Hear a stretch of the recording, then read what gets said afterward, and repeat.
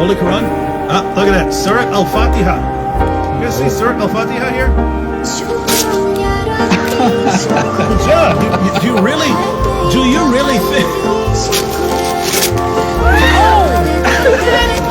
He needs some milk. You really think? That's your response? Let me show you my response. I've got a Bible too. Yeah, let's go to the first chapter. You went to the first chapter. Genesis.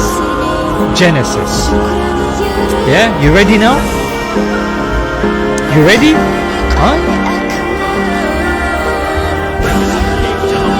Nah.